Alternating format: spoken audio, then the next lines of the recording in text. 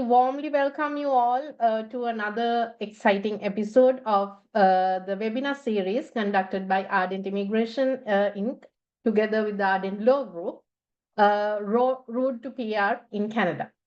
I would like to start off by saying good evening to all those who are joining with us from Canada, and a very good morning to those who are joining today from Sri Lanka.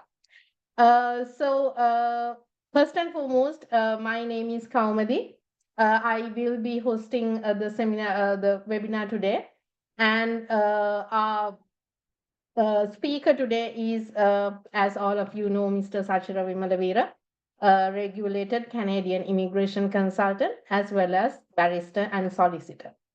So we will be conducting the webinar. Mr. Sachira will be going through all the pathways that are available for the Saskatchewan immigration PR pathways. And then we will be opening the floor for you all to ask questions, if any. So we encourage you guys to, if you have questions, put them on the chat for us to get a clear idea of the questions, and then we can address them at the end in a proper and organized manner. So without taking a lot of time for the introduction, but I will take a few minutes of your time to give a brief introduction about ourselves. I believe most of you all would have joined with us in previous webinars, and you all might know us, but we are Ardent Law Group and Ardent Immigration. As I said earlier, we do all kinds of visas to Canada, and we also take on cases regarding refugee inadmissibility sort of cases as well. And in terms of the law group, we handle on civil litigation mainly, family law, employment law, commercial law. If you have any questions relating to legal issues in Canada, you all can contact us. And next, I would just give a brief outline of today's webinar. First, we will be laying a brief introduction about the nominee streams available in the Saskatchewan province. And we'll also talk about the international skilled worker categories, skilled worker with existing work permits, student categories, entrepreneur categories, and then we will go on to the Q&A session. So again, if you all can put your questions in the chat now itself, we will be able to put them, line them up for Mr. Sachira to answer for you all at the end. So I will hand over the floor to Mr. Sachira to continue, and hopefully you will have an interactive session, and you'll get to learn a lot about the pathways available in Saskatchewan for you to apply for PR. Over to you, Mr. Sachira. Hi all. I hope you all can hear me.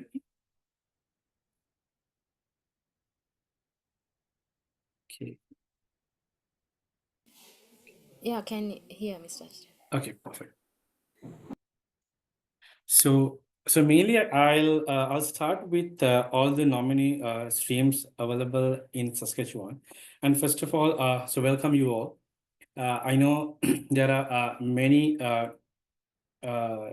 I would say, people they're joining from inside Canada and also from outside Canada. So from this webinar, what we are mainly planning to do is give you all an idea about all the available streams in Saskatchewan, right? Especially for like let's say someone on work permit inside Canada, or if you are a student in Canada, or if you are an entrepreneur, right? Maybe inside Canada, maybe outside Canada, for you all to have a better idea about like how you can plan your immigration plan till the PR. As a law firm and also an immigration firm, we always help our clients, whatever the visa stream they start, maybe student visa, maybe work permits, maybe visitor visa, and then eventually they convert to work permits. We help them till they are PR. So without any delay, so we'll start with overall this nominee streams overview. First of all, when it comes to SINP, Saskatchewan Immigration Nominee Program, it mainly allows Saskatchewan to nominate all the eligible immigrants for permanent residence to meet all the labor market shortage and also the economic needs. So that's regardless of streams, this is the main target of any province having their own provincial nominee programs. So earlier we did a PNP program, like a webinar for BC. So they have their own streams. If you have joined, you might remember regarding for technology side, basically, and also for the healthcare sectors, and also they had for unskilled workers, like that. So when it comes to Saskatchewan, they want to get the skilled workers outside Canada, outside the other provinces, and also from inside Canada, they want to make them permanent residences. So when we get the skilled worker program, there are 6 categories regarding that. I will be discussing about, talking about, explaining about all the 6 categories separately. So this is for those who has the working experience in high demand occupation. If you have a job offer, there are higher possibility, but there are streams even without job offers as well in Saskatchewan. When it comes to the workers who has the work permits, maybe you are on LMIA-based work permit, maybe you are on Francophone work permit, maybe you're on open work permit, all right? Basically for individuals who are already working in Saskatchewan, who want to transition for a permanent residency, those programs are for you. When it comes to students, they're giving opportunity, even though you were studying outside Saskatchewan, or even though you were studying in Saskatchewan, still those international graduates from the Saskatchewan and the other Canadian provinces who wish to live and stay permanently in Saskatchewan, they give that opportunity to apply for the PR. I know, like, there are many candidates even after the previous webinar, BC PNP. Many students, workers spoke to us and they join, like they call us for consultation, asking, like, what are the provinces which is best to move to get the PR, which is easily and quickly get the PR, because some of them are like at the edge of their work permit expiration, like expiring. Another thing for the entrepreneurs, in order to increase their economic values, Saskatchewan want to bring entrepreneurs, I mean the business owners or the senior managers who want to start or buy a business in Saskatchewan. So these are the main categories. So let's talk about, like I mentioned, the international skilled worker category. Before that, I'll talk about a little bit about EOI.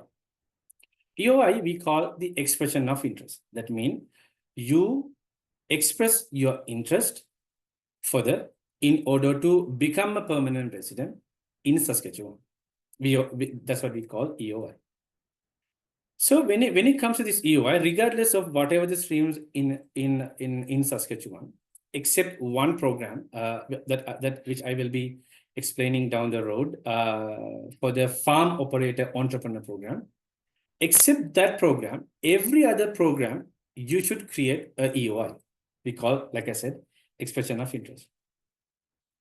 When it comes to this profile, when you create like you basically put all your details, age, like your language qualification, your education qualification, working experience, or if you have connections to the province, like the family members. So those kind of things, you'll be putting those information. Like same way you're creating a Facebook profile. You put your date and birth, those kind of information. So you basically create a profile. It usually valid, basically valid for 1 year. But the other thing is you can create an EOI only for one stream. Let's say, for example, you cannot create both, let's say for a candidate called Amal, he cannot create two profiles under tech talent pathway and under the occupation in demand pathway. You cannot do like that. You can have just one active EOI profile system at any time. Then what Promise is going to do, they're going to rank your profile based on the information you provided.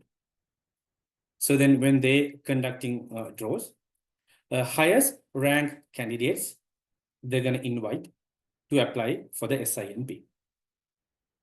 So once you receive the invitation to apply, we call ITA, you got 60 days to submit your complete online application. That means you should provide the documents to prove the information that you include when you're creating the profile, when you're applying for the EOI.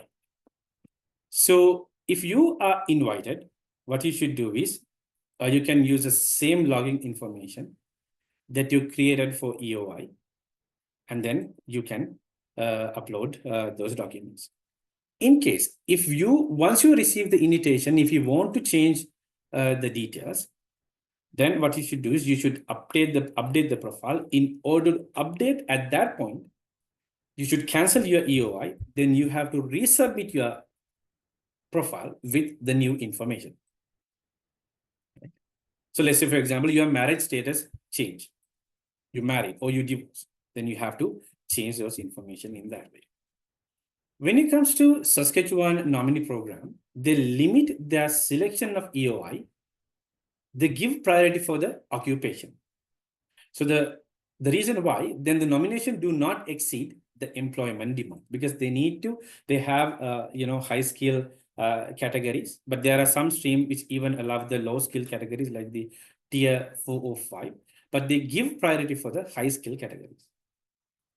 So when you talk about the size and the frequency of the EOI selection, it mainly based on the labor market need, the provincial priorities, and the number of application process since the last EOI selection.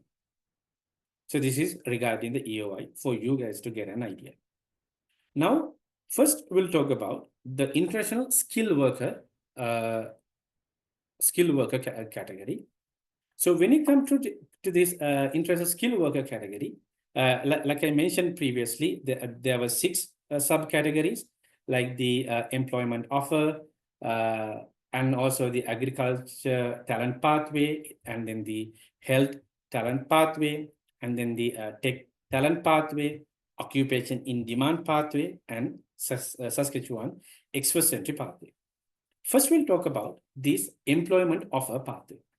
When we talk about this employment offer pathway, first of all, you can understand even from the name, you should have a job offer for a skill occupation. Skill occupation means tier 0, 1, 2, 3 occupation in Saskatchewan. When you receive this job offer, one thing that you have to mention is some job offers, employers willing to give 1 year or 2 years, because they want to see how well this employee is working. Based on that, they want to extend. Those kind of job offers do not going to work for you. Those job offer should be a permanent job offer, and also for a full-time job. Now, most of our client, based on our experience, they got some confusion about when it comes to full-time, how many working hours need to be included. According to the SINP, 30 hours per week, they consider as full-time. So when it comes to this job offer, these employers should register with SINP usually most of the employers, yes, they should provide the job approval letter. And the other thing is, you should have most of all the streams that you have, you should show you have an intention to reside in Saskatchewan as a permanent resident. The reason why provinces came across sometimes most of some immigrants, they move to Saskatchewan just to get the permanent residency, just to secure permanent residency. And then once they get the PR, they're going to move to another province. Reason why, like I said, the reason why a province gonna nominate and then help them to get the PR in Canada, they need their skills to increase their economy in the province. So you need to kind of sign a commitment that you have an intention to reside in Saskatchewan even after becoming a permanent resident. And the other thing is, at least you should have 1 year working experience in past 10 years in the intended occupation. Let's say, for example, you're coming as a, for a different, let's say, farming operator or something. Then you need to have 1 year working experience. But when it comes to farming operator, it falls under different subcategory, which I will be discussing. And when it comes to the CLB level, the CLB level gonna be minimum CLB should be 4. That I will be I'll discuss about the CLB level later, because some clients, they want to they like to sit for the SLPICA exam. Some people PTE some for the IELTS, which I'll be discussing what kind of a score that you need to meet this CLB 4. But what I would recommend is this minimum CLB 4 for you to eligible for the program. That doesn't mean that you're gonna receive the invitation. In order to receive the invitation, you better have higher IELTS. But I always recommend for client, try to get CLB 7, each band 7 or higher. If you get higher IELTS for listening, then your scores gonna go high. So when it comes to the job offer, like I said, since this is they want to get the skill occupation, it should be in tier 0, 1, 2, 3. But basically for if you are in food and beverage servers or the truck drivers or the healthcare occupation, then when you're creating the EOI, you should select a different subcategory, because those immigrants who received the job offer under those categories, they have a different subcategory. So like I said, you can have just one active profile in those categories. So the next one, we'll talk about the agriculture talent pathway. When it comes to the agriculture talent pathway, this is for the clients who got working experience in agriculture field. I'll be discussing some example NOCs, like example job occupations for this pathway. So even in this pathway, you need to have an approved job offer in Saskatchewan. So minimum English requirement should be CLB 4. Also, you should have the minimum education level gonna be completed secondary school, that means the high school, or the higher level education. But if you have, let's say, for example, you live in outside Canada and you have a job offer in Saskatchewan, then you should get the VES evaluation for your education qualification. When it comes to the working experience, you should have at least 1 year full-time working experience in past 3 years.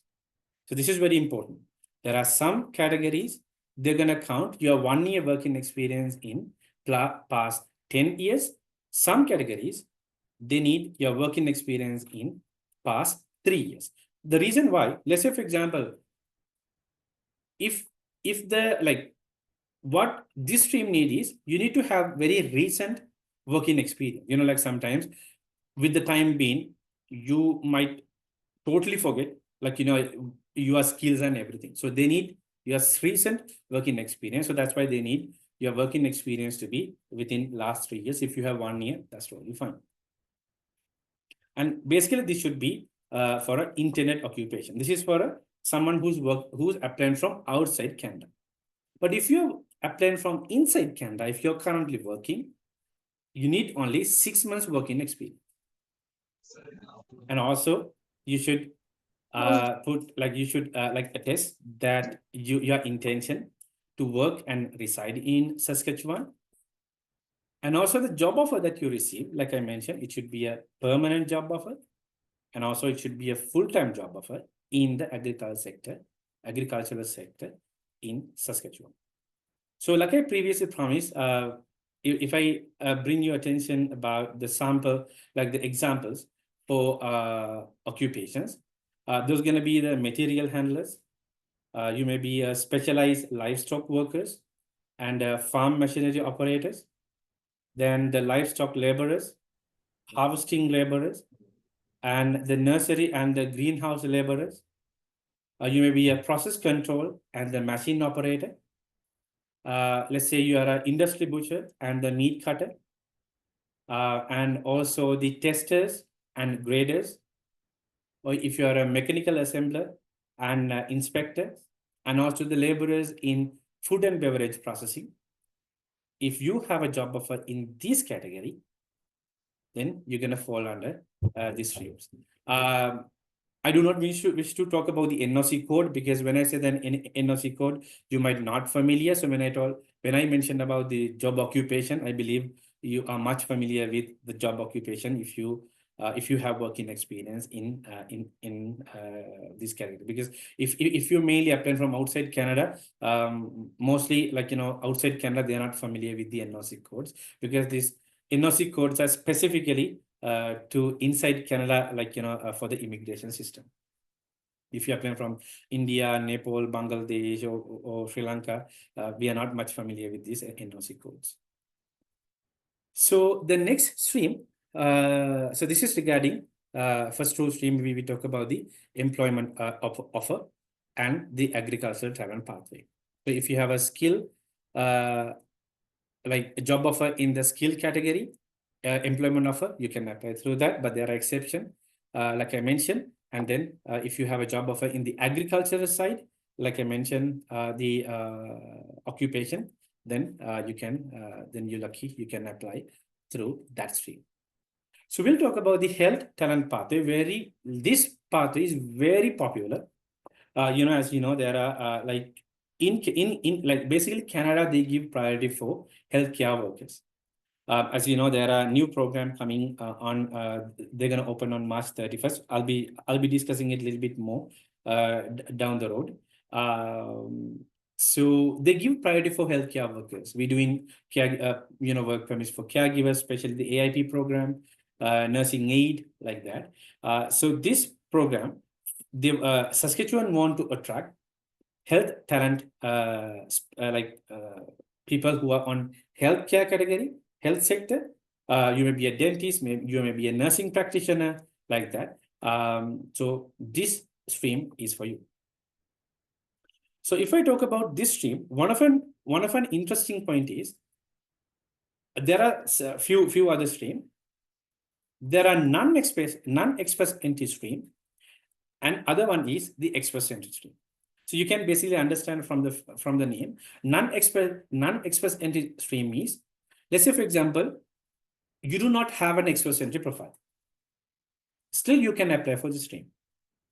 So the express entry profile, on the other hand, you should have an express entry profile, then you can apply for that. Then someone can think, okay, then why someone cannot create an express entry profile?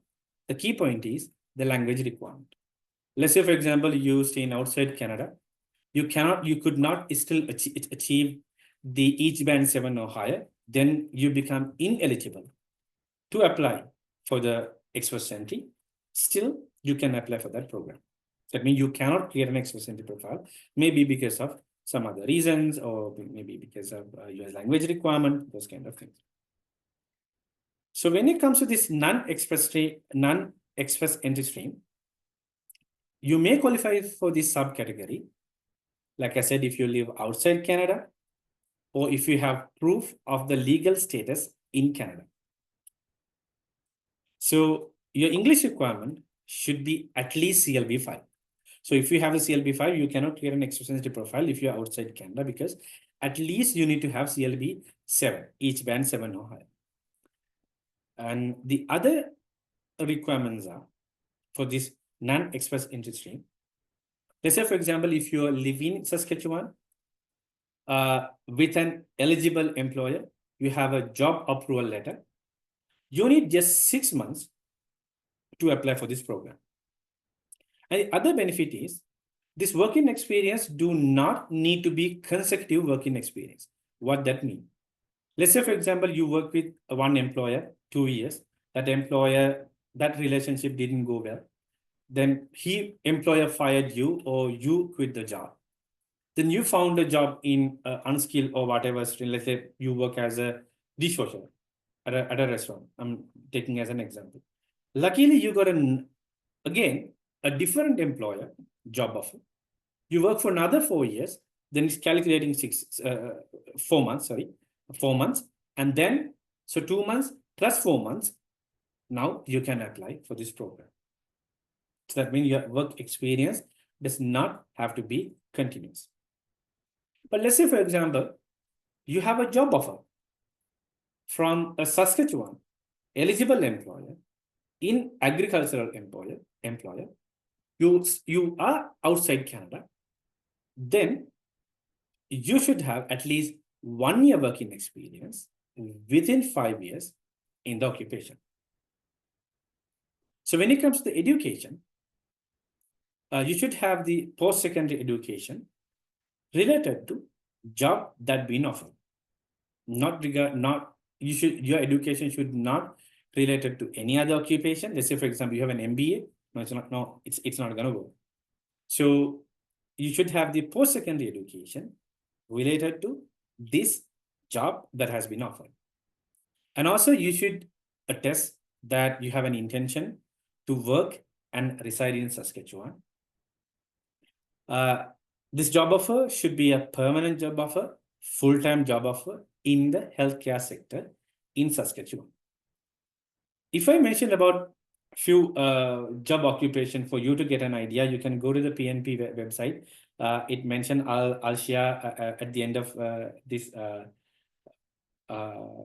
webinar, the screen share with you the PDF that mentioned about those occupation.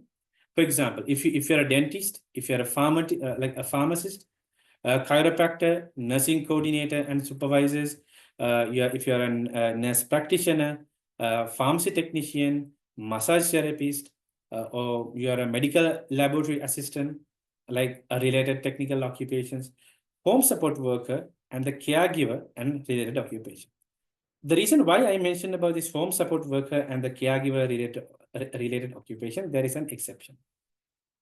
Let's say, for example, you're working as a home support worker or a caregiver, but you reside in your employer's residence, then you will not be eligible for this program. Reason why?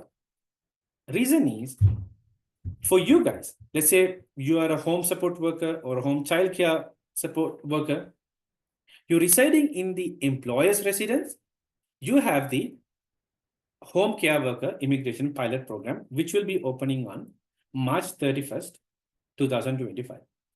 Since I mentioned about this program is mainly for, let's say, for example, if my parents living with me, if I want to bring someone from outside Canada, I can use that program. Then I'm going to be the employer. It's not just giving a job offer. They are going to be a separate government form to fill. I had to mention my CRA information, my SIN number. Then immigration going to see, the federal government going to see whether I have enough income to hire someone from outside Canada as a home support worker or the home child care support worker. This is for people to work inside, like in-house. We call the nanny program. So that term nanny would give a good idea about that. So basically you will be coming to work in houses, not at a home care facility like that. For people who working at the home care facilities, you have the caregiver program. So I believe you got a better idea about this non-express stream in the health talent pathway. And also regarding this home care worker immigration pilot, myself and Ms. Kamudi, we did two videos regarding that in our YouTube. You can go and watch that one.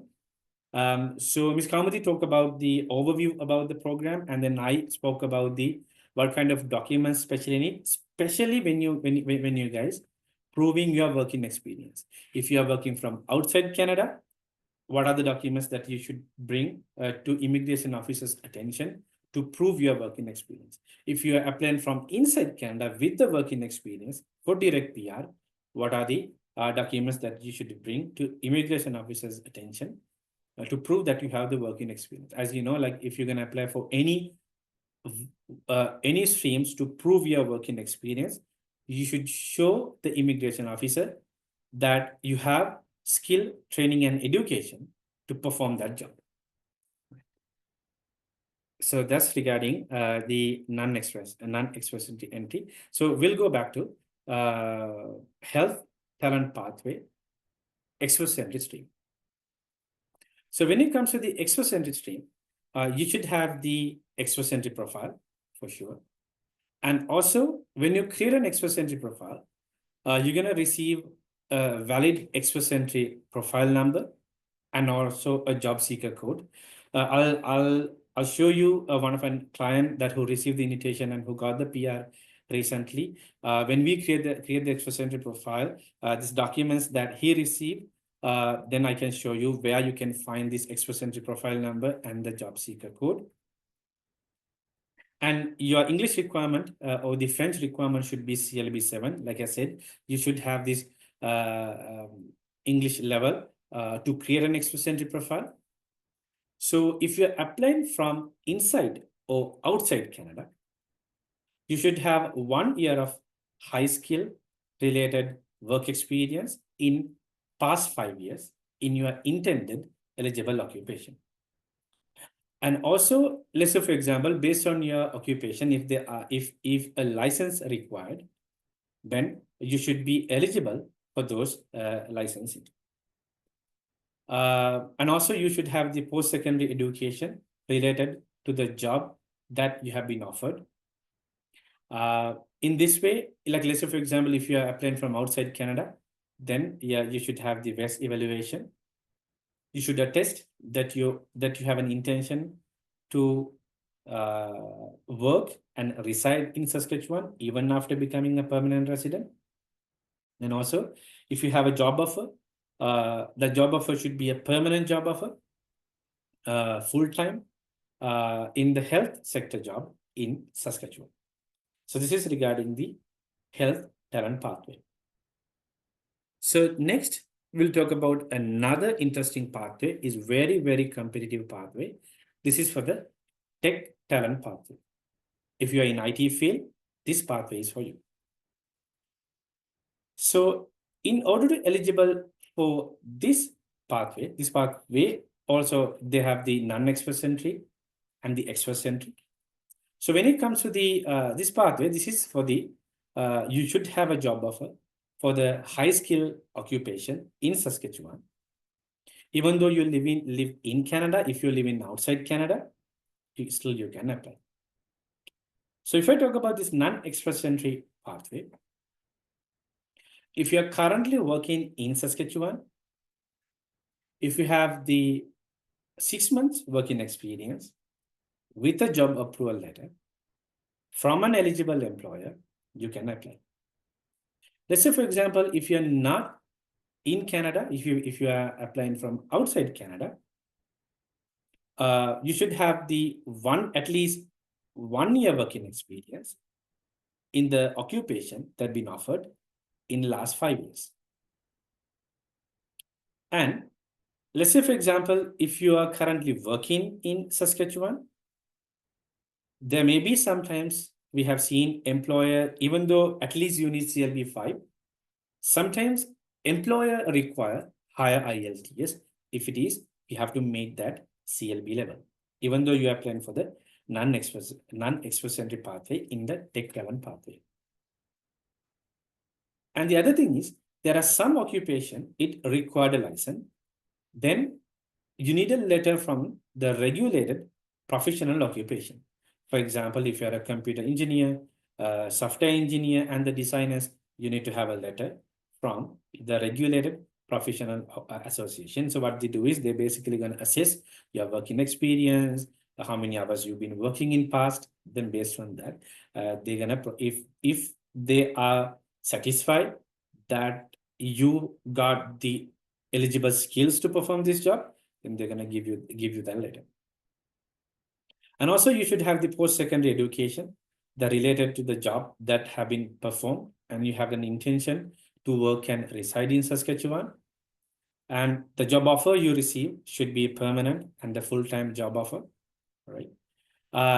These job offers should be a high-skill technology and innovation occupation. For example, for data scientist, cybersecurity specialist, software engineers and designers, software developers and programmers, web designers. So these are the example high-skill jobs basically for the stream. So if I talk about the express entry stream in this tech talent pathway, like the other streams, yes, you should have an express entry profile. And when you have the express entry profile, you have the express entry profile number and the job seeker code. So basically, when you get an express entry profile number and a job seeker code, only if you're eligible to apply for the express entry. And then your English or the French level should be CLB 7. We call the Canadian language benchmark CLB 7.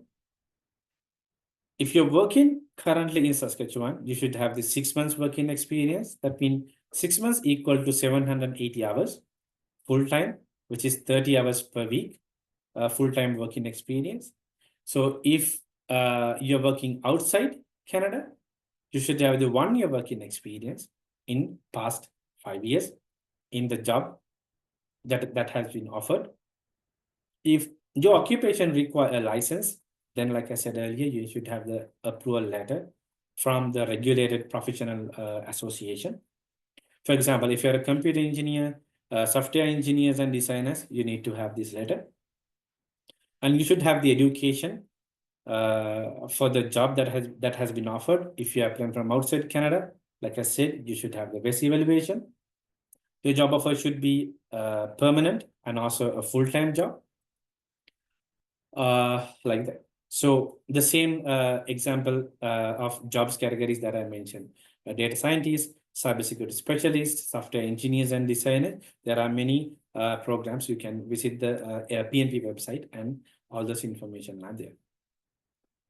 So the next one is also another interesting category, occupation in demand.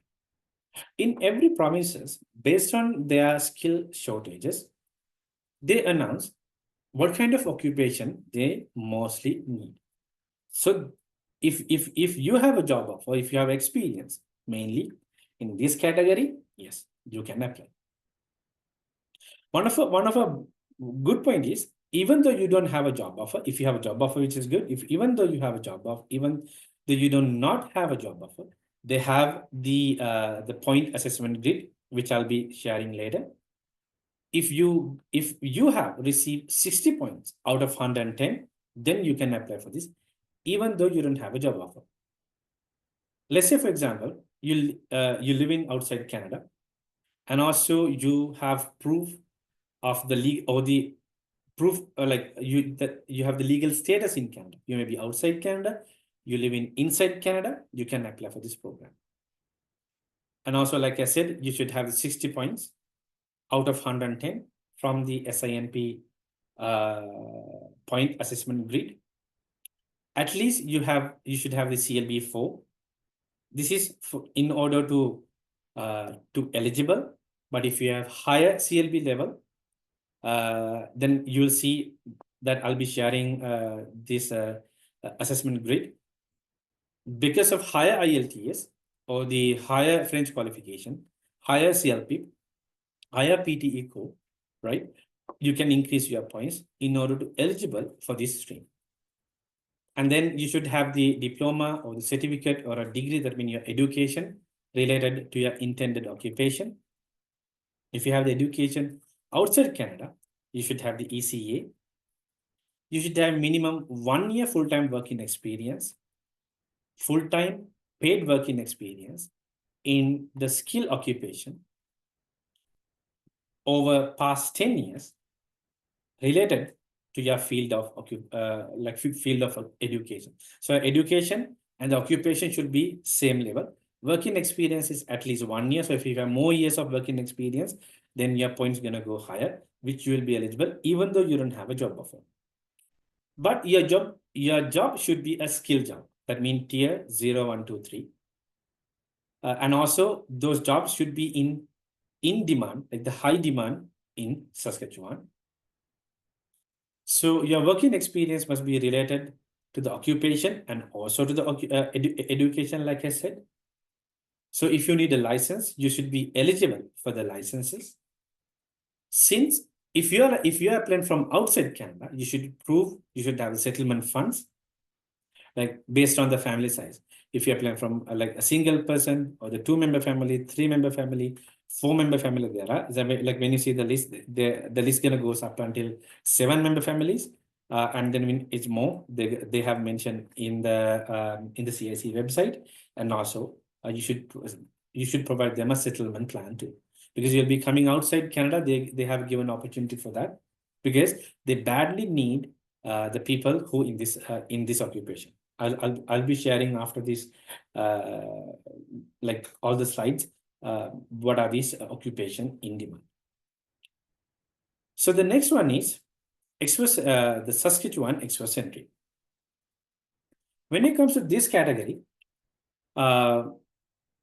here you don't need a job offer in Saskatchewan. Maybe you living in abroad, you living in Canada, still you can apply to that.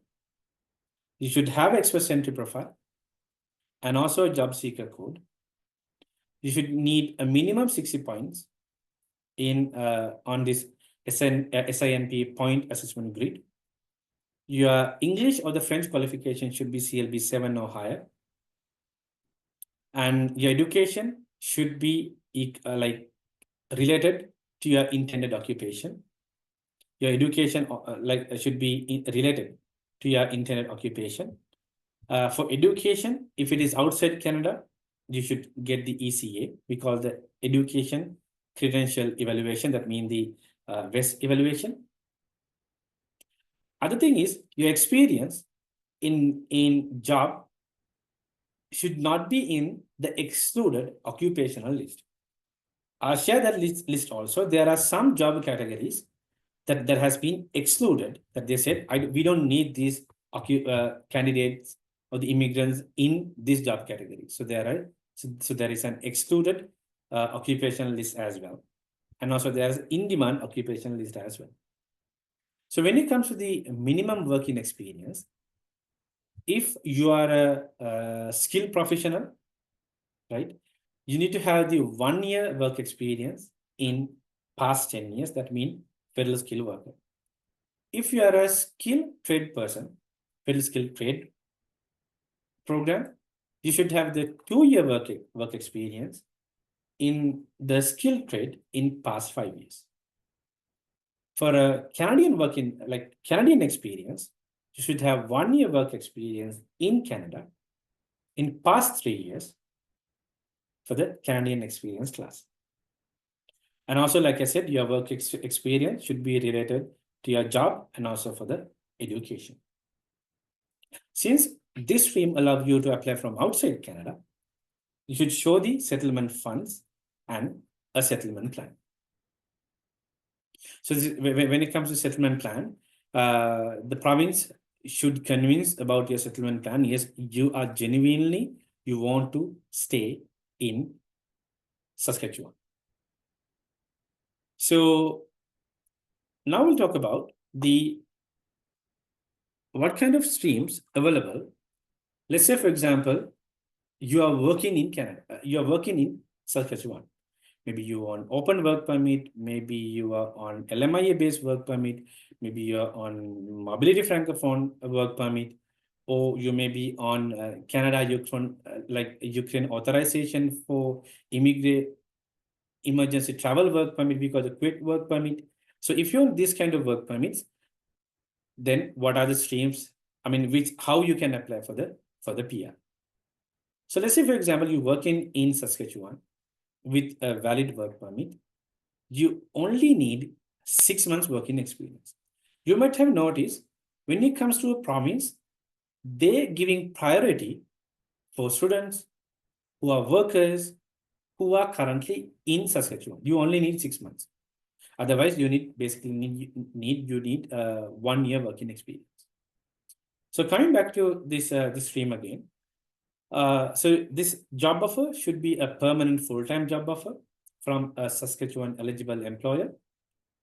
You should have a valid work permit issued by the IRCC. Let's say, for example, you working on LMIA base, you working on the mobility francophone work permit, or if you're working on quit work permit, even though your tier level is tier 0, 1, 2, 3, 4, 5. That means any tier level that you are working, you can apply to this program. Because they're giving priority for workers who are inside Saskatchewan.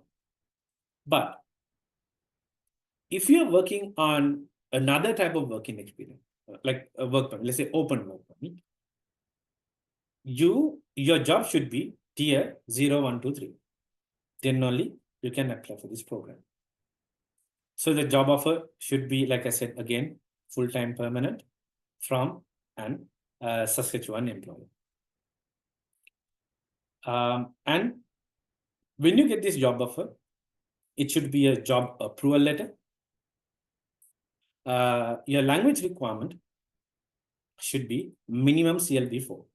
Better to get higher CLB level, like I always mention, even from the webinars, even from the videos. So now we'll talk about the other part, which is most of the clients joined for this webinar students. The one of an advantage is, this is very important.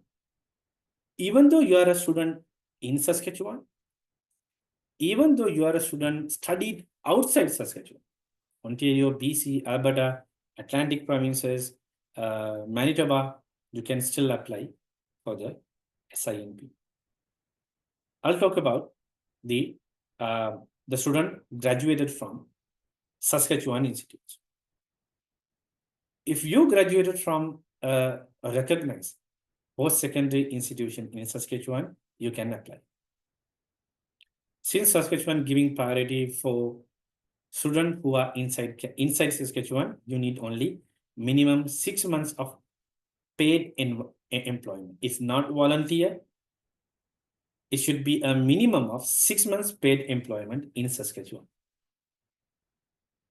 If you talk about what kind of eligible type of work permit or the work experience need, let's say you work in after your studies done, if you're working on campus, if you are working off campus, other important factor is, which is not usually for the express entry, this is not gonna eligible, even though you are on co-op work permit.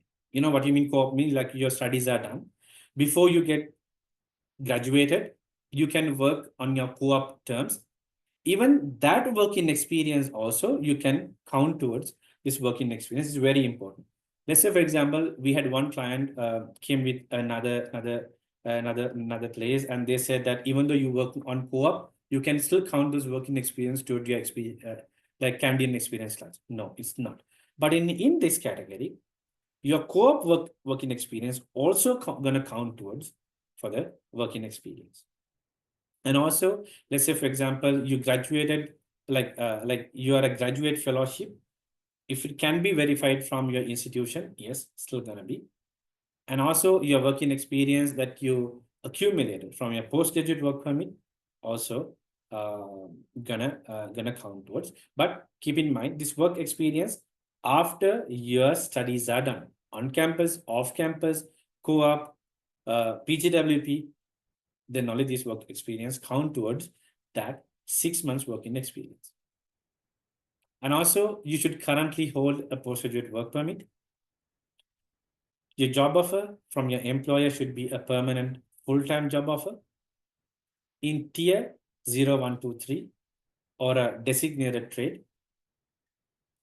And also, your related, like your study should, like your field of study and your working experience should be in same level, like the same field. And also when it comes to job offer, this should be a SINP job approval letter from the employer. That means that employer should register with SNIP when they're giving you a job offer. Because the reason why I'm always telling this eligible employers, you should check with the employer whether that employee is eligible. But most of the employers are, yes. And then your language requirement should be minimum CLB4, but better to get, like I always said, higher CLB level. And then the other important factor, most of you may interested, even though you graduated from outside Saskatchewan, maybe you on open work permit, you on PGWP, your PGWP is going to expire, you kind of stressed. We have many students calling us. We try to accommodate all, but I believe this webinar will be so important to you. Even though that you graduated from an institution in Canada, but not Saskatchewan, still you can apply. That means you graduated from a program equivalent to at least one academic year. I know there were many students came to Canada on graduate certificate, which are 8 months. Still, immigration is going to consider it as a 1 year, right? It should be a full-time study from a recognized post-secondary institution in Canada, maybe outside Saskatchewan, that's fine. You currently hold a postgraduate work permit. And also you worked after graduation on your postgrad work permit at least 6 consecutive months of paid employment in Saskatchewan in a job related to your field of education. Let's say, for example, you graduated from BC, but you're working with an employer in Saskatchewan, 6 months related to your job occupation. Let's say, for example, you have an MBA, you move to Saskatchewan, you work at a bank. That's fine. If you have 6 months working experience, if that employer willing to give you a job approval letter, then you can apply to this program. So your job offer should be permanent, full-time. It should related to your studies, and your tier should be tier level should be 0, 1, 2, 3. And then you should have intention to reside in Saskatchewan as a permanent resident. And also when it comes to the job approval letter, it should be a valid SINP job approval letter. And also the minimum language requirement is gonna be CLB7. Right? So that's regarding for students. Why this is important? Even though you studied in Saskatchewan, even though you studied outside Canada, still you can. I know that many of the students kind of confused and are stressed about the new immigration rules. I can understand that because I also came to Canada as a student back in 2014. I do understand and I hear you. I understand your situation 100%. As a law firm, as an immigration firm, we're always going to be there to support you. There are small loopholes in the immigration system still, but if any client who joined talk to me or us earlier, I always say earlier there was very direct pathways that you can get PR, but right now there may be kind of ways that you have you should have to find a way to extend your work permits, and till the time your time comes. Yeah, but it always gonna be case by case basis. I know this become a very successful webinar. I saw like even the clients are joining, almost over 220 join, which is good, but will be, I believe, like will be recorded and we'll put it on YouTube as well. Like someone like who missed because of their work or something, or like, and I can see even the clients are joining now, so then they miss the previous explanations and the slides that I did, that you can still watch from the YouTube once we post the video. So stay tuned, guys. So we'll talk about the next one is the entrepreneur program. The one of an advantage is most of the entrepreneur program, there's no age limit. Why this can positive for like this would important. Maybe this might not important for people who join right now. Let's say, for example, that you have your parents outside Canada. You want them to bring in Canada as well. They may have their own businesses. They may be senior managers in some companies. If you have the required investments, required wealth, yes, this will be eligible. If you are struggling to bring your parents, and as you know, like you can bring your parents. This is a little bit out of the way. You can bring your parents on visitor visa. You can bring your parents on super visa, but still they cannot work. But right now they mentioned that even I did a video also. They're not going to conduct the grandparent sponsorship program for this year. Maybe next year, we do not know. This stream might be a good pathway to bring your parents, because this does not require an age, but only for some categories. But when it comes to the entrepreneur category, again, this category for basically for foreign national who wish to obtain or partner in a business in Saskatchewan and they want to actively involve in managing and also reside in Saskatchewan, this program for you.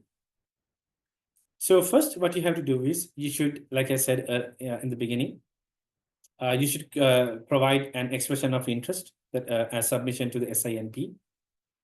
Once you receive the invitation, you should do the business establishment, and then you're gonna receive the nomination. Once you receive the nomination, they're gonna provide. You can request for a support letter, which you can apply for the work permit. Support letter usually valid only for 3 months. And based on the support letter, you can apply to that. Let's say, for example, if you could not apply for a work permit within the 3 months, you can request for an extended support letter. You'll be receive another 3 months support letter. Then you can apply for the work permit while your PR is processing. Once you receive the nomination, then you can use the PR portal, which is online for the PR. So in order to eligible for this entrepreneur category, your net worth should be 500,000 CAD. I know it's a huge amount. Then you might think, if I need like the 500,000 CAD in my back home bank account, why I want to come to Canada? This 500,000 should gonna be your net worth. This shouldn't be your liquid money. Let's say you have house, you have stocks, you have jewelries, those kind of things. You can show your net worth. But the investment should be minimum 300,000. But this 300,000 should be, if you're planning to have your venture, if you plan to have your business in Regina or Saskatchewan. But if it is outside these two main cities, you only show just 200,000. There's no age limit, no IELTS requirement, right? But you need to have a 3 years experience in managing a business. So what you should do is, first you create a EOI that will apply for SINP. Once you receive the invitation, you should complete the different sections of your online application. This within 3 months. That means this different section mean they're basically gonna ask to evaluate your net worth from accredited like a valuer. They have list of valuers inside Canada, and also they're gonna value your investments. So those are the documents you mainly should submit. So then you should complete your profile within 3 months. And then you should pay the application processing fees, gonna be 1,250. Then within 6 months of the selection, you should submit a third-party financial verification report. That means they're gonna verify your investments and net worth and everything. And then after that, they're gonna assess your application. Sometimes they might send a request letter or the procedural fairness letter to ask more information. They might conduct interview, virtual interviews like that. So this is regarding the entrepreneur category. Second one is international graduate entrepreneur. Let's say that you studied in Saskatchewan, you own PGWP, you want to run your own business, which I highly recommend, then this program is for you guys. This, like I said, this program is for the interested students who graduating from a Saskatchewan institution, who want to become an entrepreneur. Right? This program mainly for you. So what you can do is you and your family can start, obtain or partner with a business in Saskatchewan and be actively involved in managing the business while you're residing in Saskatchewan, and then you can apply for this program. Your age should be over 21 plus.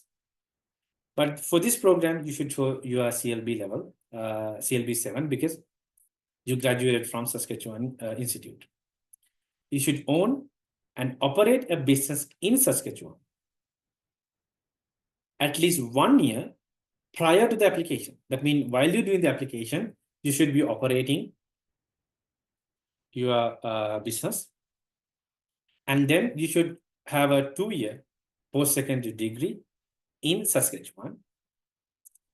And also you should be living in Saskatchewan during the studies. And the main important thing is, when you're gonna apply for your PGWP, you should have 24 months PGWP remaining. I mentioned earlier, you should study in at least 2-year post-secondary degree. That means then only you'll be getting a 1-year PGWP. During 1 year, you'll be running your business. Once your 1 year complete, you can apply for this program. Then you have 2 years remaining. So the steps are, like I said earlier, you should apply for the SINP.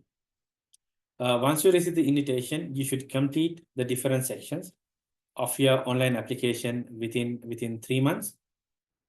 And then they're gonna assess your application. So the last entrepreneur program is mainly for the farm owners and the operator category. This is for individual or the foreign nationals who would like to move to Saskatchewan. They can prove their experience in farming. And then you have considerable capital. That means your net worth should be 500,000. Your investment should be 150,000. You have a plan to buy and run a farm in Saskatchewan. And also you should have the 3 years experience of farm ownership, management, or the practical farming. And you should be able to put 350,000, 75,000 deposit as well. So this program, you don't have to apply for SINP. There's no EOI system for that. They have the list of documents that they need. You can scan documents. You should send those documents to the Saskatchewan province. They have provided separate email address. You can get it from from the website. It is Saskatchewan entrepreneur at gov.sk.ca.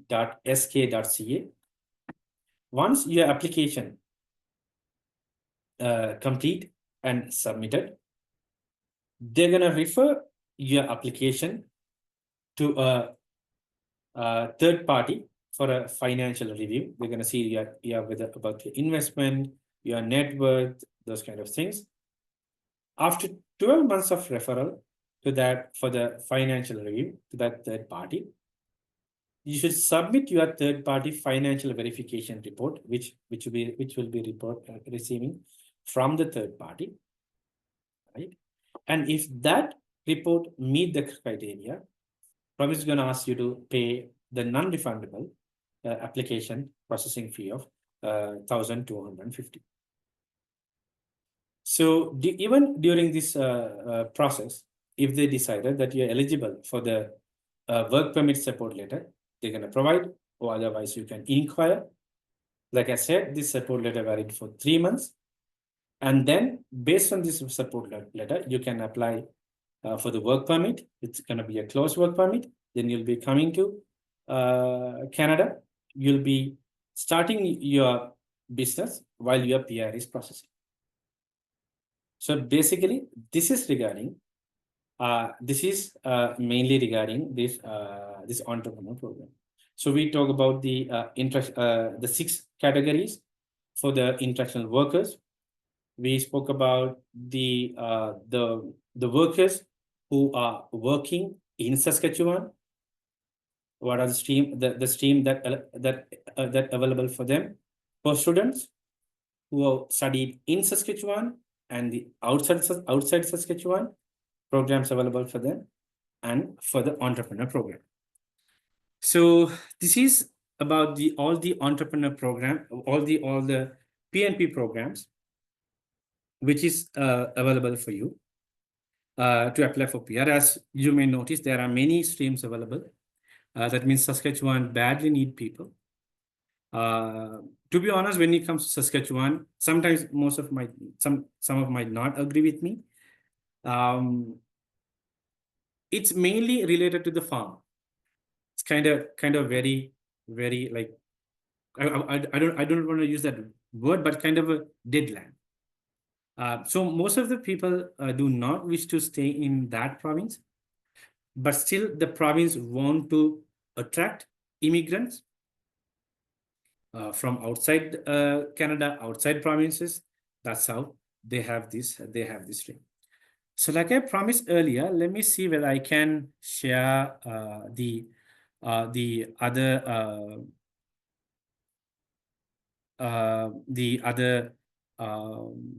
like the PDF that I wanted to share with you. First, I want to show this this assessment grid. I believe you can see. So when it comes to the education, the marks that you'll be getting. If you have completed a master's, if you have the Canadian equivalency, you're gonna get 23 marks. If it is a bachelor's, you're gonna get 20 marks. So like if you have a trade certification qualification, you're gonna get 20 marks. So like that this is for the education. When it comes to the working experience, right? 1 year, they're gonna consider as the 12 months, right? So if it is 5 years, gonna be 10 marks. If it is 4 years, gonna be 8 marks. If it is 3 years, gonna be 6 marks. 2 years, 4 marks. 1 year, 2 marks. If I talk about the language requirement, which is very important, if your language requirement is, like I said, CLB 8, you're gonna get 20 marks. CLB 7, you're gonna get 18 marks. CLB 6, 16 marks. CLB 5, 14 marks. CLB 4 is 12 marks.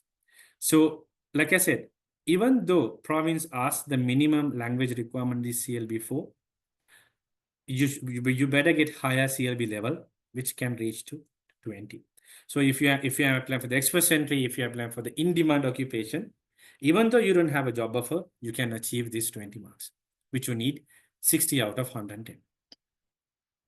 If you have the second language, then also you're gonna get these marks. CLB 8, 10 marks, CLB 7, 8 marks, CLB 6, 6 marks, CLB 5, 4 marks, CLB 4, 2 marks. So it's better if you can do another, like, other language, which is French language, which is good. Like if you did the French language, if you are much familiar with the French language, which is you can do TCF or the TEF exam, then you can do IELTS, PTE Co, or the SLPICA. Other thing is the age. If your age is less than 18, you don't get marks. If it is 18 to 21, gonna be 8 marks. 22 to 34, gonna be 12 marks. So this is the age category that they mostly need, 22 to 34. That's why they're getting 12 marks, the maximum. And then 35 to 45, you're gonna get 10 marks. 46 to 50, you're gonna get 8 marks.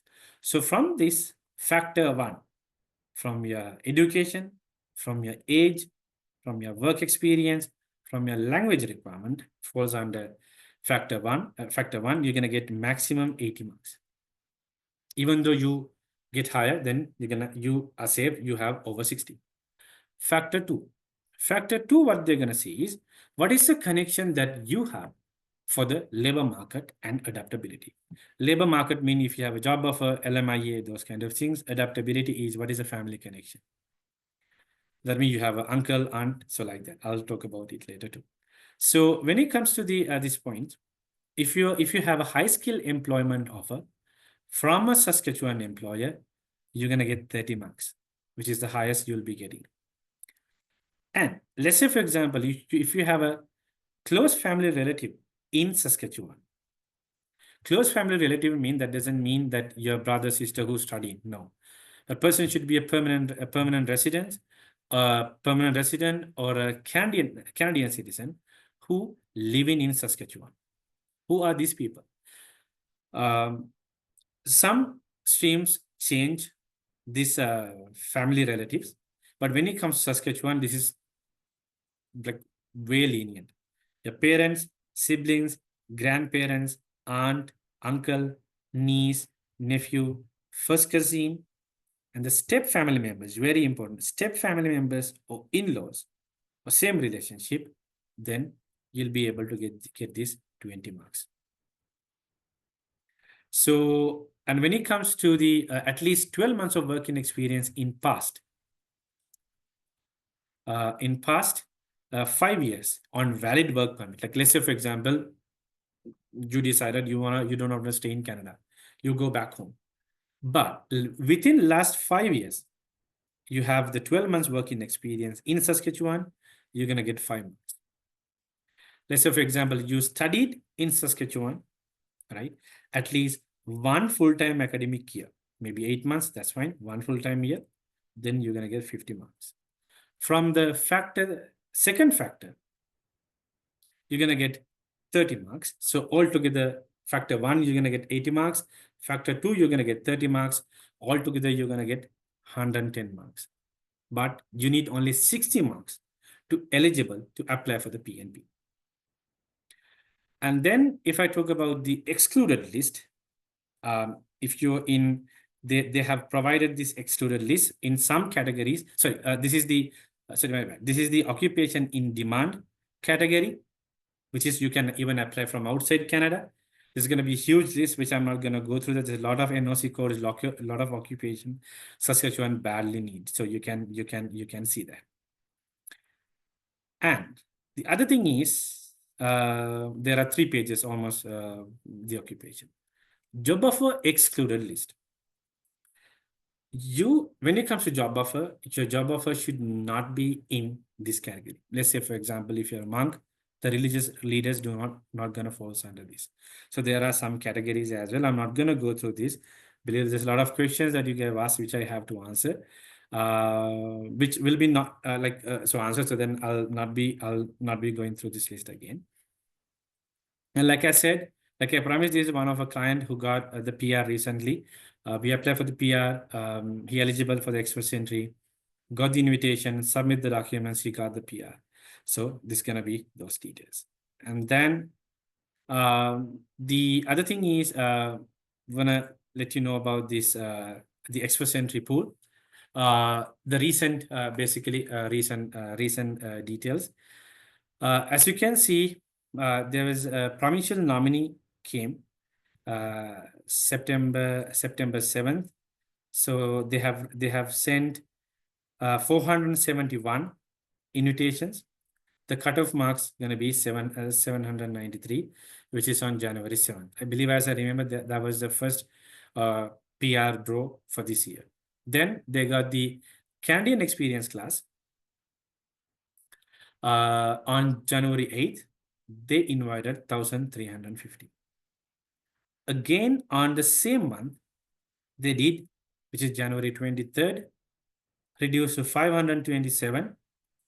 They invited 4,000, which is going up. And then again, the provincial nominee, February 4th, they invited 802 candidates. That also the provincial nominee.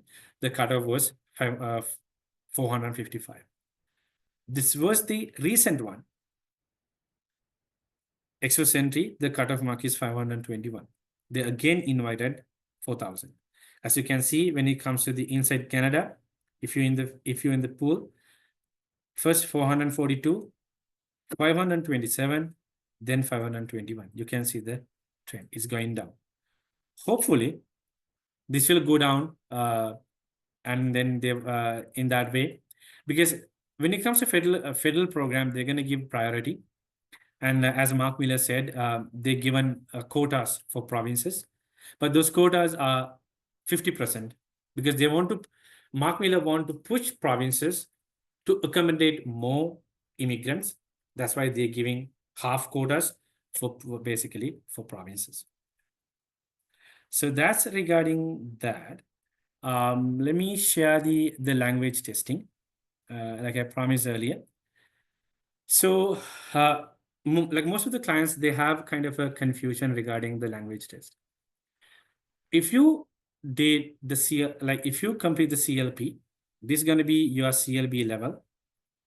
This is what you should get: reading, writing, listening, or speaking. If you can take a picture while if you can see the screen.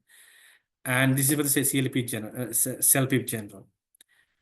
If you completed IELTS, this is going to be this is the CLB level. Reading, writing, listening, speaking, this should be. If you completed the PTE core, the CLB level, reading, writing, listening, speaking. This is for the English. If you completed TCF, which is French, this is the level, French level, reading, writing, listening, and speaking. If you complete the TCF, Mr. Sachira, we can't see the screen.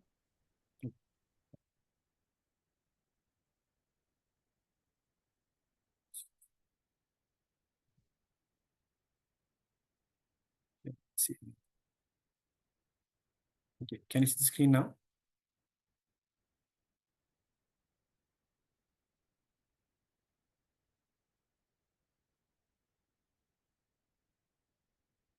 Well, now.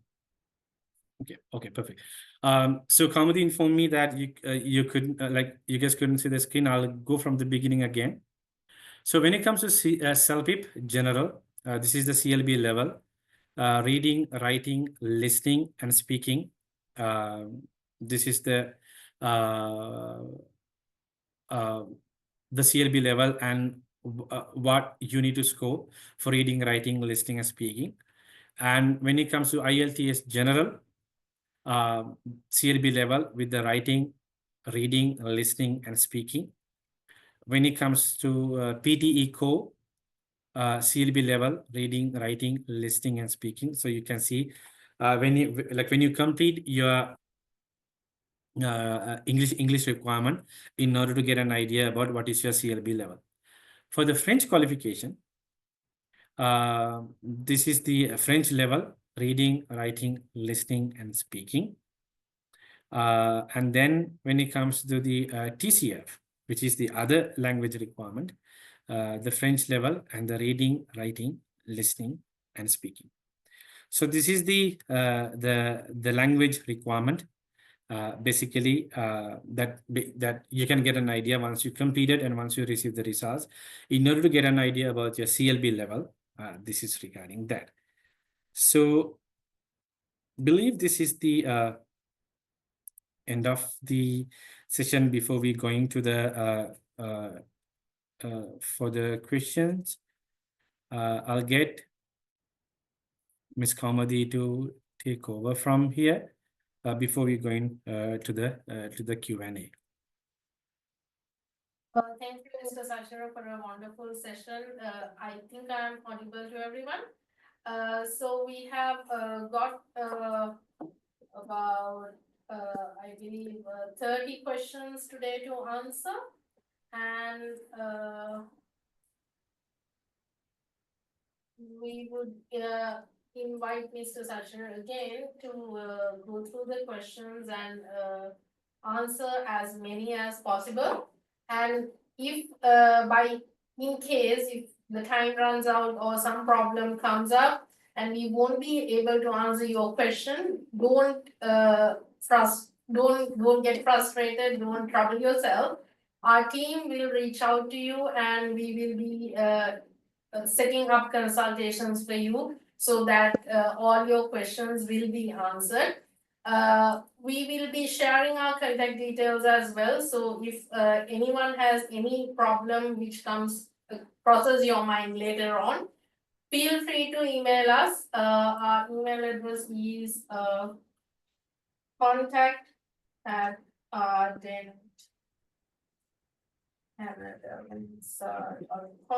I will post on the chat. So you all can make note of the email address and can drop us emails. Make sure to include your updated CVs when you are emailing us, so we can look at your profile and provide better insights on what possible pathways are available for you to migrate to Canada or to apply for PR. So I will pass the platform to Mr. Sachera again so that the questions can be answered. Mr. Sachera? Okay. I believe you guys can hear me. Can someone put in chat whether we can hear you. We can hear you. Okay, perfect. So one client asked how to choose the NOC. If we have a tier 4 job title like the customer service executive, but performing the duties of tier 3 category, collection officer, and will I be eligible? So when it comes to this NOC, it's really, really important. You should refer to the NOC website. So what you can do is you can go to the NOC website, and then first or second website, they mention they're asking about it directing to the NOC category, NOC website. When you go to the NOC website, you can see the job duties and also the main statement, title statement, and also the example like the job occupation. So in order to select the correct NOC, from the job duties, 80% of your job duties should be in your experience letter or the letter of employment, or we can say job reference letter. If it is, then it is good. The selecting the NOC is really, really important. This one way, even that you can, PR can be rejected. We have seen and we have represented those kind of clients because they have chosen the wrong NOC. So like more than the job occupation name, like when it comes to the outside Canada, most like some companies, they have their own naming for their job occupation.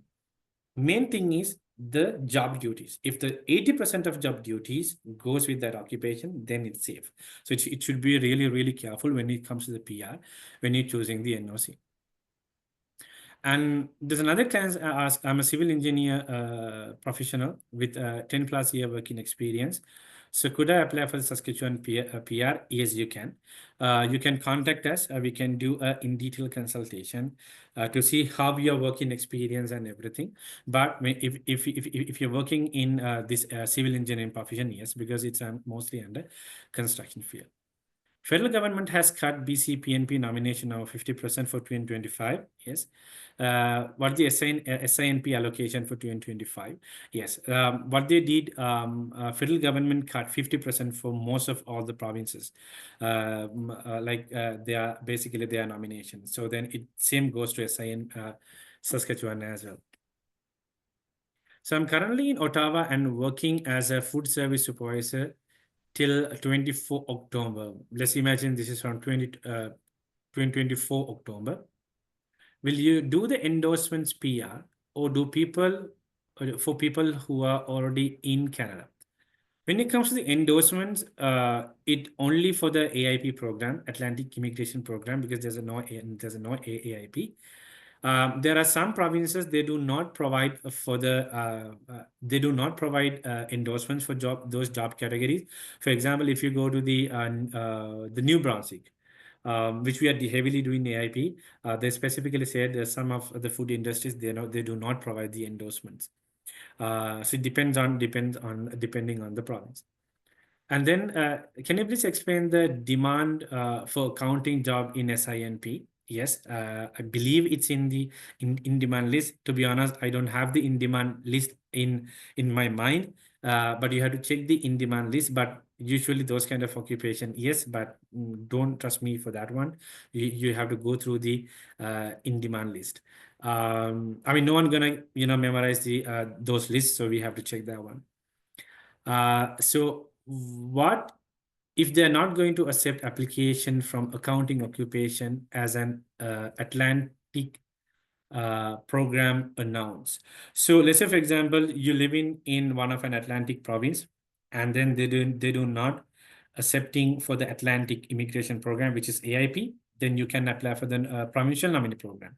For example, they have experience program, they have job offer programs, so you can apply for the PNP.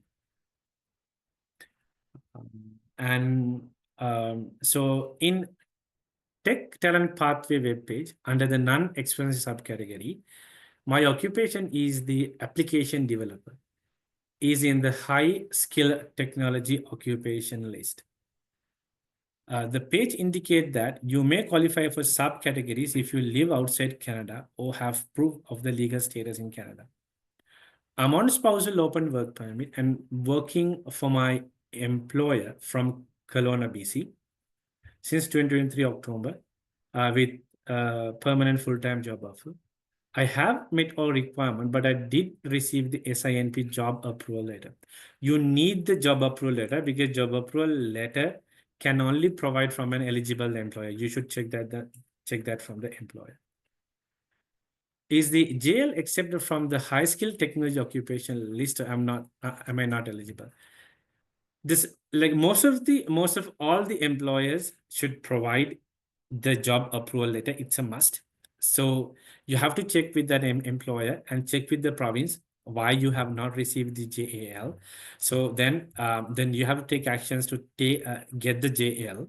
First, you check with the employer first. I believe you mentioned you have an employer. So if it is, then you should be eligible. First, check with the employer, then with the province.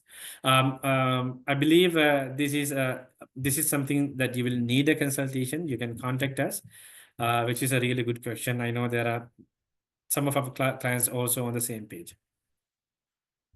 So I'm currently on open work permit holder as a spouse of an international student, and I have applied for Saskatchewan Immigrant Nominee Program under the employment offer, existing work permit category. My open work permit valid till 2025 April, which is a tough situation. I would like to inquire if there's any pathway to extend my open work permit until I obtain my permanent residency. I know there are many people on this category. Maybe most of them are hearing too right now. But basically, when it comes to this, in order to extend your open work permit, one way is if you could find an LMIA, maybe if it is an open LMIA, good. if it is an LMIA, you can convert your open work permit to a closed work permit. Let's say, for example, as you may aware, like for LMIA, you should run the job postings basically for 1 year, sorry, 30 days, and then apply for the LMIA. Right now, the LMIA gonna get like about around 7 to 8 months. One of a trick that you can do is you can ask your employer to contact the Services Canada after 3-4 months, or contact like try to connect with an MP, parliamentarian. Then they can get their support. They can inquire from the Services Canada if it is after 3-4 months. And the other way is from a LMIA submission letter, you can extend your open work permit. Like you apply for the closed work permit with the submission of the LMIA submission. And once you receive the LMIA, you can submit the LMIA through a web form, but you'll be getting a closed work permit in that way. So then you can extend your current open work permit. And then can a student who is currently a master's student related to management, is it possible to apply for Agri Talent Pathway? When it comes to the Agri Talent Pathway, your job occupation should be related to your job position. So then mostly you will not be able, but because the master's is not related to the job occupation that they have announced. Is a pathway to get PR for personal support worker who done MBA and done certificate course in Ontario. When it comes to the personal support worker, which is, I believe you're asking about the program that gonna come in action on 31st of March. So if you have the working experience, if you have if any like an individual person who's willing to give you a job offer, right? Yes, regardless of your work studies, yes. But I would recommend try to have kind of like 6 months studies in that area as well. It will be increase the possibility of approval, because what down the road, not just the job offer. On the other hand, immigration officer also should convince that you have skill training and education to perform that job. So the other one is, can you please provide acceptable courses or the certificate needed to work as a caregiver worker or a nanny? There are caregiver program. There are program. Actually, I did a webinar. I did a video regarding that. You can check on our YouTube channel. Like there are program for dementia, those kind. But specifically, there are 6 months or 1 year, 2 year caregiver program that you can do, which gonna eligible for the caregiver. So that's regarding that. If I nominated under Saskatchewan like SINP through the job approval letter, my employment is terminated before I get the permanent residency. Will my SINP nomination or the PR application be cancelled? It can negatively affect. Because I mean, at least by the time you receive the like during the at least the nomination process, you should have the job. Because if you do not have like before the nomination receive, if your job terminated, it can negatively affect. But if you apply for the PR, kind of 50-50, still your PR can be approved, but still there's a risk. But during the nomination process, you should have the job. There were some questions asked about the other programs also. Since you spent your time in joining with us, hearing to the webinar, as a courtesy, still I'll answer this. So still, is the home child care worker is an on-arrival PR program? No, it is not. It's a they announced that there's a program they're going to introduce for the on-arrival PR, but this program is different. This program is a pilot project. That's what's happening for the last couple of years. It's supposed to start on January 1st. That happened last few years, but then they did not open this program on January 1st. So then they announced they're going to open on 31st of March. But every year they have a quota around 2,500 applications or 2,750 applications. Once that numbers reach, then they're gonna close down. I believe it's last year they opened on January, and the January 17th program closed. There's a previous year they opened on January 1st. I believe same day they closed the application. So there's a huge demand for that program. So that's regarding that. I'm an international student pursuing 2-year diploma in cybersecurity on Ontario. I shall graduate in 2025 December. I have completed PSW. Just started working as PSW. I have a 10 years experience in IT as system and networks administrator. My highest level of education in master computer science in outside Canada. There's a pathway for Miss Saskatchewan. You can go with the basically you can go with the in-demand occupation. If you get a job offer, you can still go with the tech pathway. If you get a job offer, you can still basically go with the healthcare pathway. So there are different streams available for you. Age limit for caregiver. In none of the program, when it comes to caregiver work permit, they don't specifically say age limit, but I would recommend based on my experience, below age of 40 would be recommended. Can nurse apply for a caregiver program? Yes, definitely you can. And then I'm currently living outside Canada, looking to apply for a healthcare pathway. Do I need a valid job offer from the Saskatchewan? Yes, you need a mostly. You will need a job offer from an eligible employer in Saskatchewan. Student in Regina University, Saskatchewan, currently pursuing a diploma in health. Under caregiver pilot program, can I apply even I'm a student if I get a job offer? If you are a student, no, you will not be eligible because your status is student. But let's say, for example, you accumulated working experience as a worker, yes, you will be able, even though you have a job offer. This is kind of a tricky situation. You can contact us for a consultation. For a student category, if a student work several part-time in different paths, does that count for 6 months working experience? The part-time work experience do not count towards, unfortunately, for the working experience. There are some streams in BC, if you work part-time, like let's say, for example, if you work part-time for 2 years, they're going to consider as 1 year, but in Saskatchewan, unfortunately not.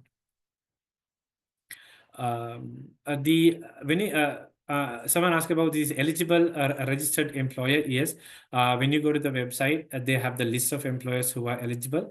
One way, other ways you can check from the employer. Second way, third way, you can contact the province. When it comes to provinces, they are really good at answering. I mean, the best way is the email rather than calling. But if you could get hold one of an officer or someone from the PNP office, yes, they can give you the information. Otherwise, you can provide your email address for them to send you the link. There's another person says, I'm on PGWP, living in BC, working as a bookkeeper. I have 10 years later working experience. What is your opinion on moving to Saskatchewan? If you have a job offer, yes, it's a good pathway. I mean, it's a good way. I know some clients have hard time of getting PR in BC. So after getting PR, how many years you should live in Saskatchewan? I will not answer for this question because, like I mentioned, all the streams you should sign like a commitment, an intention to work and stay in Saskatchewan.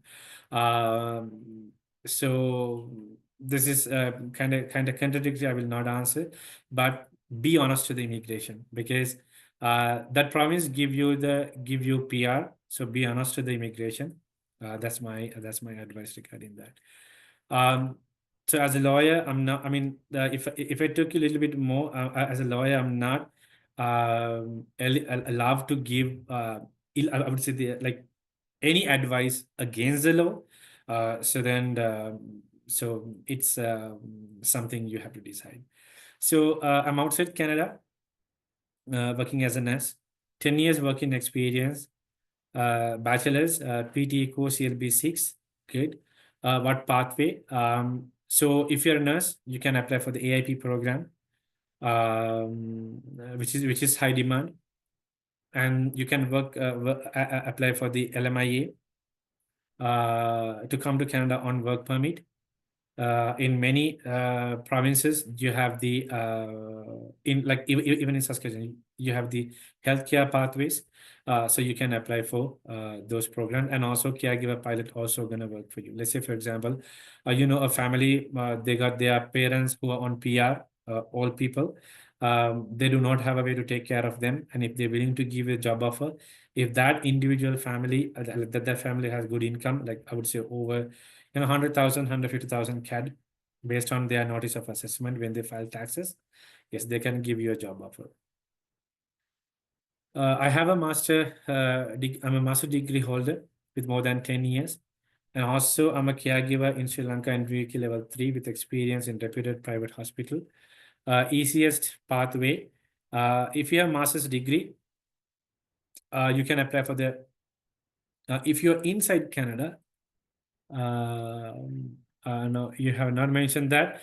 So let's say, for example, if you're inside Canada, you can apply for the Canadian experience class. But if you're outside Canada, I would say, since you're working as a caregiver, you can apply for a LMIA-based work permit, AIP program, and also the healthcare program in Saskatchewan. For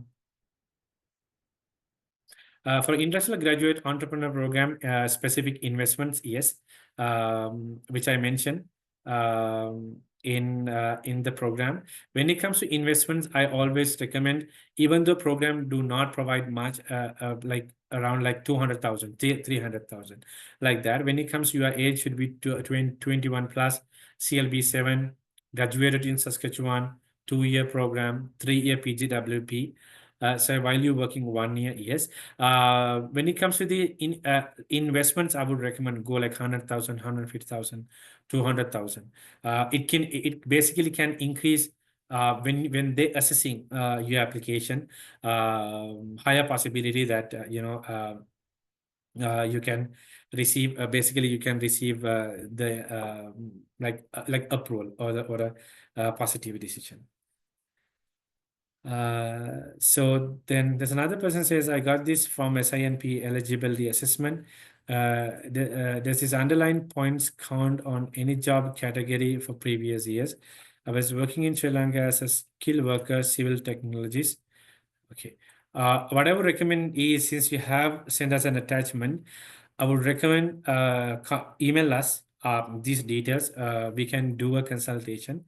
Because I'll have to go through these documents that you have provided, which is not visible in the Excel sheet, unfortunately.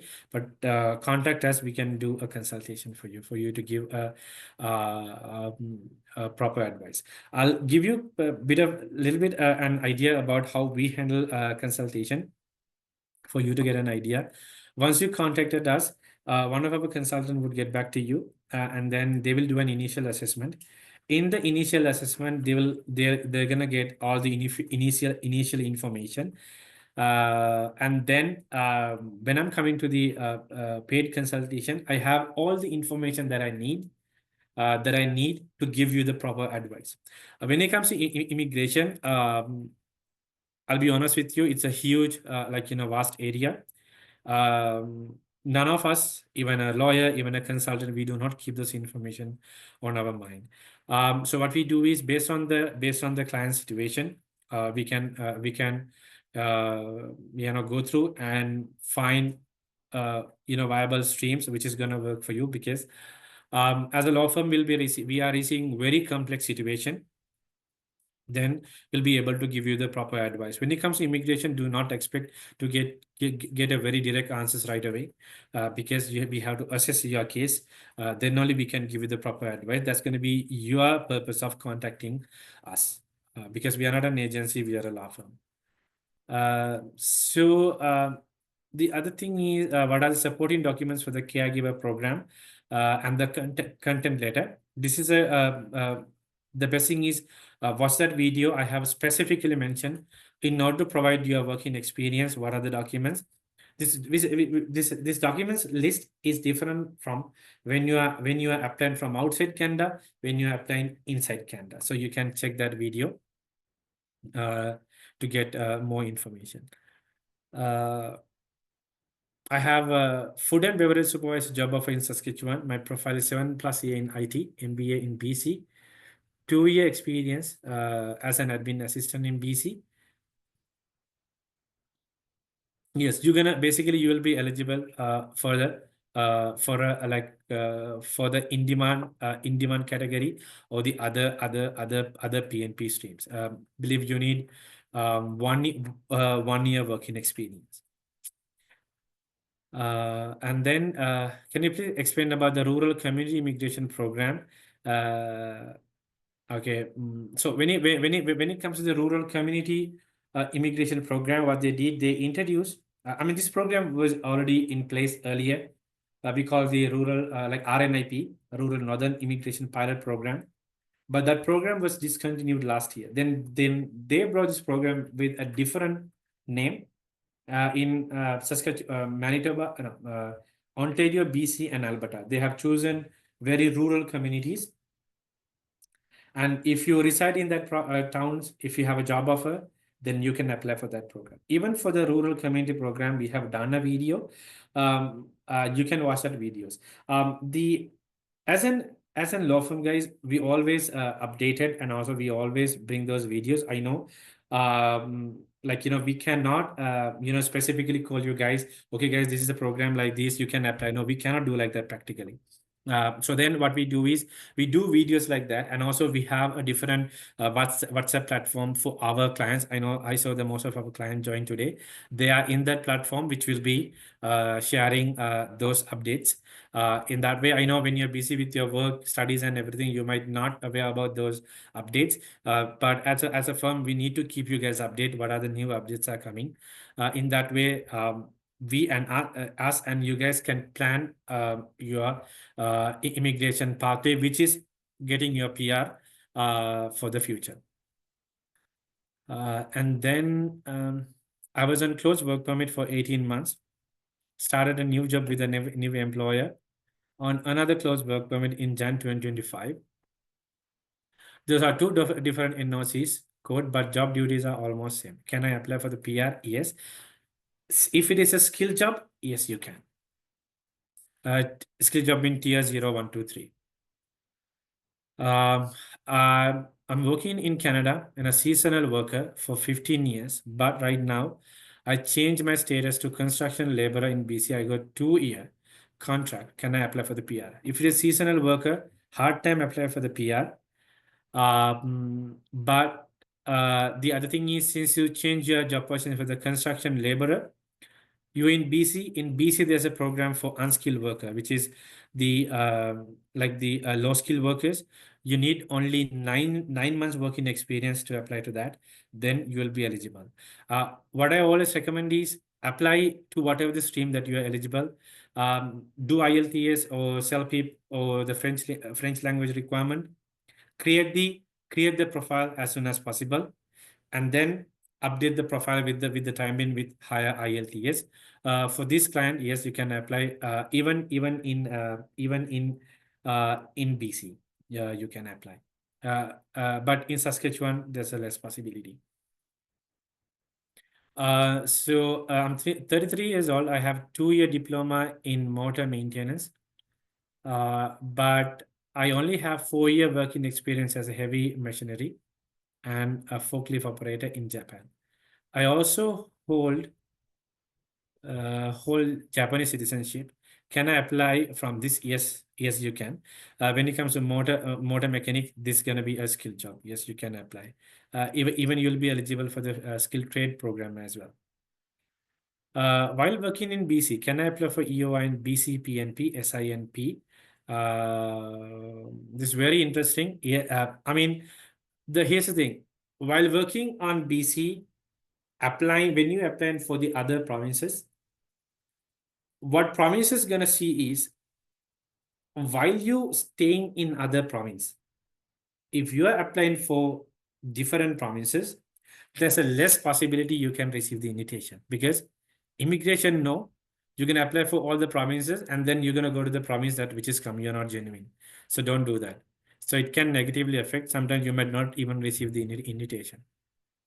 Like regarding this, there are provinces like for example, Manitoba will be like hosting another webinar, I believe on first week of March for Manitoba PNP, especially for Manitoba. If you are outside Canada, like outside the other provinces, you're gonna lose 200 points from the Manitoba PNP. They're gonna give priority for the workers and the students who are inside in Manitoba. But if you're outside Winnipeg, you're gonna get you're gonna get more marks. I got my PR through Manitoba PNP. Easy PNP like Saskatchewan, but if you are working and if you're studying in Manitoba. So I have already submitted my application for Saskatchewan, like SINP, under existing worker category. Based on my 6 months work experience in Saskatchewan, I'm currently awaiting nomination. Once I receive my SINP nomination, will there be an option to extend my open work permit? Yes. What you can do is you can request from the province work permit support letter. The province can provide you. Basically, province can provide you that. Support letter, I believe, valid for 6 months. Then based on that, you can extend it.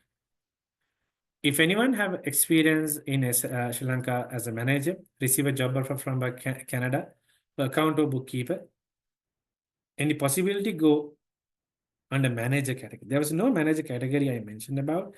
But if you have a job offer, accounting and bookkeeper, there are skill trades, the skill international skill worker subcategories that basically you can apply if you have a job offer.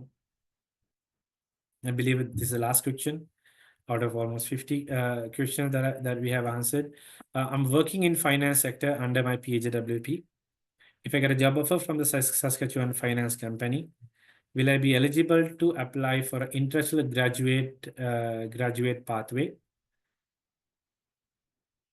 International graduate pathway. Should my employer support it?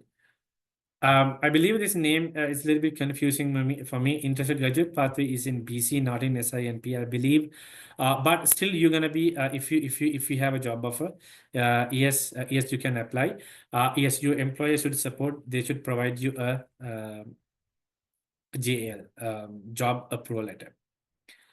So I believe I have answered all the questions. If it is like most of the questions that almost ask us. Any other question, guys, you guys have, you can contact us, send us an email.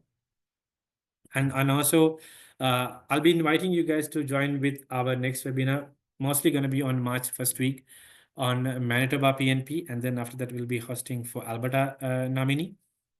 But again, coming back to the Saskatchewan program webinar. So any question you have regarding this, any specific question, you can contact us. We can basically we can support you during your PR process. I know most of you guys who are planning to come to Canada, who are already in Canada, to get the to get the PR. As a law firm, we will be supporting you till your end to achieve your end goal. I know you're all going to be on a very stressed situation, maybe because of the new rules being introducing, but still, there are small loopholes for eligible. I would say again, eligible candidates to apply for the PR. Over to Kamadi.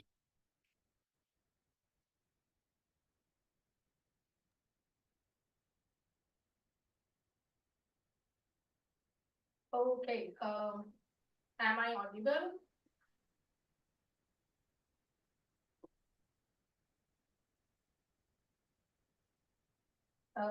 You can hear me, right? Yes. Okay. Right.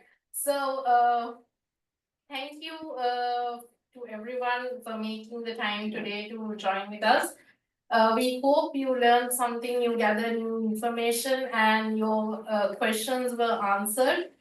If there are any other questions left, or maybe after you leave the webinar, something might cross your mind, please feel free to drop us an email or connect us via WhatsApp. We have posted our contact details on the slide as well as on the chat, so you can grab the information from there. We know Canadian immigration has gotten tougher, like looking back about for the past maybe 4 to 5 years, it's getting tough by the day. And we are being inquired by a lot of people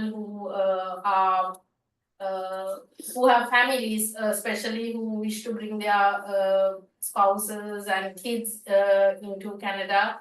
They are feeling difficult situation. They are facing difficult situations. So if any of you guys are in a difficult situation like that, you are in Canada, maybe even outside Canada, do drop us an email so we can look into your profiles and then suggest what the best possible scenario for you is, because we won't be able to discuss your personal details or personal profiles on a public platform. That's why we urge you to send us your updated CVs. If you all are married, send both yours and your spouse's CV as well. So if one spouse is not eligible for a program, we can see if the other spouse would be eligible. That way we will be able to help you better to secure your PR and Indian Canadian citizenship. So like Mr. Sashana said, this is just one chapter of our webinar series, Road to PR with Ardent. We will be hosting our next episode on the Manitoba PNP. Do join us. We will be posting or publishing the details very soon. So keep a lookout for that and do join us. Bring in your questions and we will be able to help you to gather more insights on other PNP pathways available as well. So again, thank you everyone for joining today. For those who are in Canada, we wish you a very good night. And for those who join us from Sri Lanka, we hope you have a fantastic day ahead. And we already saw most of y'all are emailing us, so thank you for that. And we hope to continue providing services to you to our maximum capacity so that you all can make sure your dream of settling in Canada is fulfilled. So do keep in touch with us. I hope to, I also want to thank our team for a fantastic webinar, successful webinar organized today. Everyone behind the curtain, and to each and every one of you, thanks for joining us today again. So take good care of yourselves. We'll meet during our next webinar on Manitoba PNP.